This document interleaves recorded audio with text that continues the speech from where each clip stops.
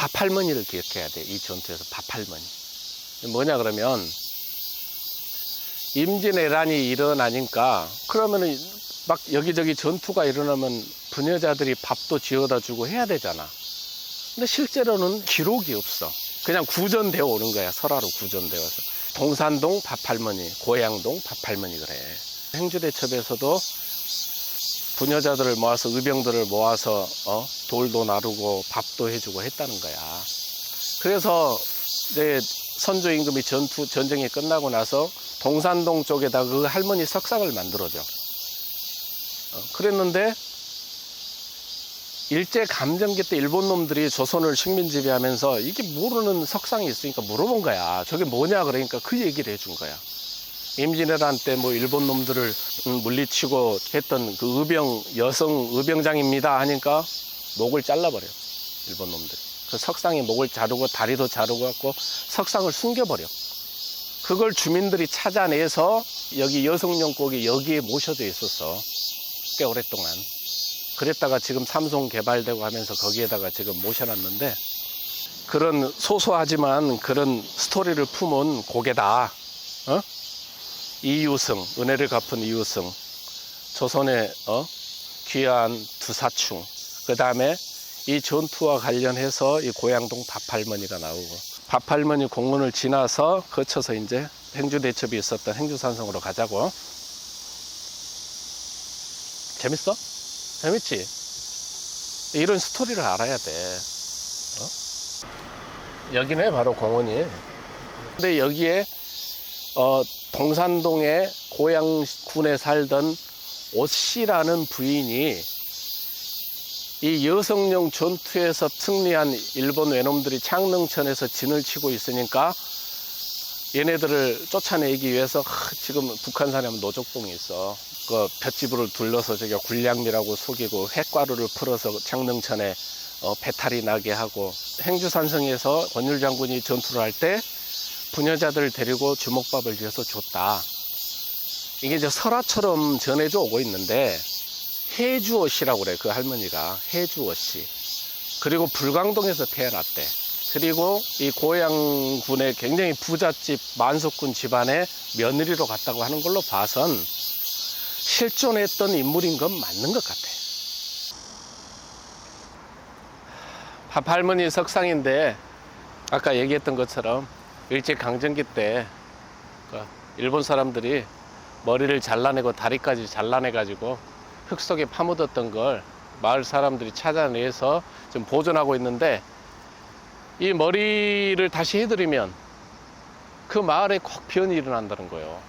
그래서 그냥 머리 없이 이대로 보존하고 있다고 그러더라고요. 그래서 이제 가보게 될 행주대첩 그 행주 전투를 할 때, 산성 전투를 할 때 할머니가 조선군들을 위해서 밥을 해서 날리고 했다라는 설화라는 것 자체가 어떤 사건이나 인물을 모티브로 해서 세대를 거듭하면서 구전이 되면서 약간 각색되는 건 있는데 어쨌거나 뭐 오씨문중의 집안이고 불광동에서 태어났고 어느 집안으로 시집갔고 했던 걸로 봐서는 어떤 식으로든 임진왜란 당시에 여성 부녀자들을 모아서 전투에 참여하고 지원을 했던 그 여성 의병장이라고 이렇게 인식을 해도 될 것 같아요. 그래서 이제 행주산성으로 이동을 하시죠. 밥할머니 공원을 잠깐 들렀고 이제 오늘 최종 목적지 행주산성으로 가겠습니다. 행주대첩 있었던 권율 장군이 지휘하셨던 행주산성으로 이동을 할게요. 가면서 권율 장군에 대해서 좀 얘기를 하죠. 안동 권씨시고 나이 46이 되도록 관직이 없었어요. 시험을 안 보는 거예요. 이번에 결혼을 해서 딸을 한 명 낳았는데 무남동녀 외동딸. 그 사위가 이항복, 백사 이항복. 정균이 알아? 이항복? 오성가 한음 할 때 나오시는 분이야. 그래서 그 이항복을 사위로 뒀는데 사위가 과거에 합격을 해. 장인은 과거 시험도 안 봐. 그러면서 창피하잖아. 그래서 이분이 46살에 과거를 봐서 문과에 급제를 하세요. 그분을 뒤에서 많이 서포트를 해주신 분이 누구냐 그러면 서해 유송룡. 그러니까 사실 임진왜란에서 서해 유송룡의 역할은 굉장히 큰 거야.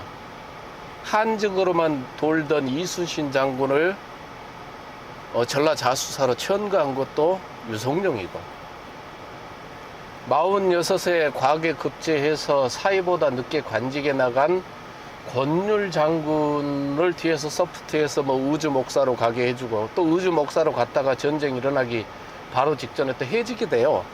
근데 그걸 또 조정에 얘기해서 임진왜란이 일어나니까 전라도 광주 목사로 보낸 것도 그 뒤에서 서포트를 해주신 분이 유송룡이란 말이에요.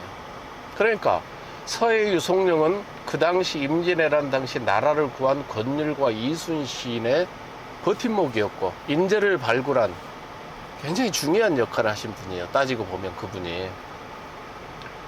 그래서 임진왜란이 일어날 때 권율 장군이 연세가 56세야. 이광이 이끄는 용인 전투에서 호남의 병사들, 관군들이 대피하고, 따로 한 1,500명을 자기 군사들을 데리고 광주 목사였던 권율 장군이 이치 전투에서 방어를 하고 승리를 했고, 그리고 나서 이치 전투가 끝나고 오산에 있는 독성산성으로 1593년 1월 12일 날 와가지고 거기에서 독성산성에서 우키다 히데이라고 그랬지, 정준아? 8번 대장 총지휘관, 일본 왜군들의 우키다 히데이의 군을 격파하고, 그리고 병력들을 데리고 이제 임진강 한강 쪽으로 온 거야. 이쪽으로 이제 명나라 군대가 내려온다 하니까. 그래가지고 자신의 부하 조방장 조경에게 미리 가서, 야, 우리가 진을 칠 곳이 어딘지 한번 알아봐라 하니까, 조경이 행주산성이 적당합니다 해서 행주산성으로 병력 2,300명을 데리고 와서 배치를 하고, 그리고 나머지 병력들은 김포, 양천, 금천, 양주 이쪽으로 분산 배치를 해. 나중에 이제 한양을 수복하기 위해서. 그리고 자신의 주력 부대 2,300명을 행주산성으로 데리고 오는 거야. 근데 이제 연구자들마다 틀려.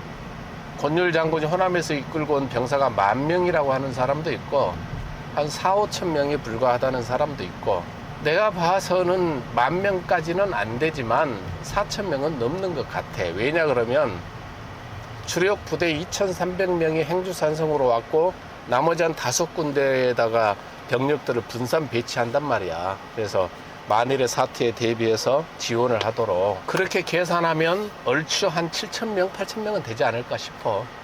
어쨌든 행주산성에 2,300명이 왔고, 그때가 2월 한 10일이나 8일, 9일 이때쯤인 것 같아. 그리고 아까도 우리가 왔다시피 벽제관 전투가 1월 27일 날 있었거든. 그때 대패를 하잖아.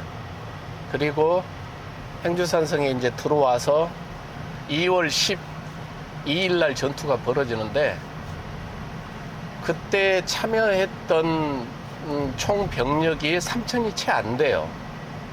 권율 장군의 2,300명, 그 다음에 그 승려 처형이 한 500명 된다고 그래요. 500명.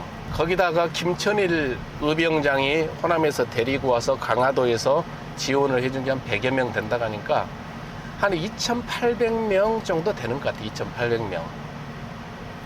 그리고 왜군은 3만 명. 3만 명. 그리고 왜군은 바로 얼마 전에 벽제관 전투에서 명나라 군대를 퇴폐시켰기 때문에 사기가 충천에 있는 상태고, 그리고 자기들은 3만 명에 3,000이 안 되는 군사들하고 행주산성에서 싸운 거야. 수적으로 보면 당연히 이기지. 당연히. 그랬는데 저기서 패하잖아. 정확히 저기서 일본군이 몇 명이 죽었는지는 몰라. 왜 그러냐면 임진왜란 당시에 일본군들은 자기들이 죽으면 자기들 그 왜군들을 다 불태워버려. 숫자를 모르게. 그래야지 전공을 정확하게 조선 측에서 모르니까. 이 행주산성도 마찬가지야. 자기들 병사들이 죽고 나서 그 네 무더기로 나눠서 그 불을 질렀다는 거 아니야. 근데 내가 정확히 몇 명인지는 모르는데 10,000명이라는 말도 있고 뭐 몇천 명이라는 말도 있고 하는데, 하여튼 대피했다는 걸로 봐서는 엄청난 희생자가 나왔던 건 맞는 것 같아. 조선군은 그다지 많은 사상자가 발생하지 않았고. 그래서 권율 장군이 56세 때 용인전투, 또 이치전투, 독성산성 전투, 행주산성 전투까지 치른 거야. 대단한 거야. 그 56세면은 뭐 연세가 적은 것도 아닌데. 그래서 이 행주산성에서 패배하고 나서 일본군들이 전부 부산 쪽 그 해안 쪽으로 후퇴를 한 거야. 그렇게 해서 임진왜란은 끝이 나. 그리고 서로 화의를 하고 명나라하고 하다가 다시 재침을 한 게 정유재란이야. 1597년. 그래서 임진왜란을 끝낸 전투가 행주대첩인 거야. 그래서 한산도 대첩, 진주 대첩, 행주 대첩을 임진왜란 3대첩이라고 그래. 3대첩.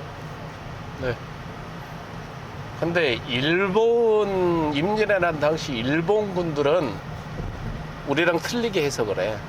걔네들은 자기들이 패한 세 개의 큰 전쟁 중에 하나가 아까 다른 영상에서 말한 권율 장군의 이치 전투를 꼽아. 그 사람들은 이치.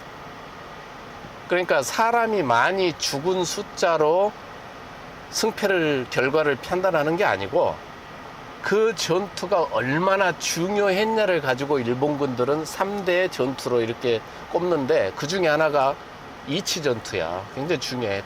지금도 일본 그 왜군들이 그 당시 그 사료에 보면 애석해 하는 거야. 이치 전투만 이겼어도 전라도를 장악할 수 있었는데, 그렇게 해서 호남이 사수가 된 거거든. 왜 호남이라고 하는 데는 곡창지대야.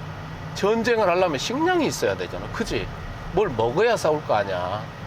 그 곡창지대를 지킨 거야. 그리고 호남에 군사들이 온전히 남아 있었기 때문에 그 군사들을 데리고 전투를 할 수가 있었고,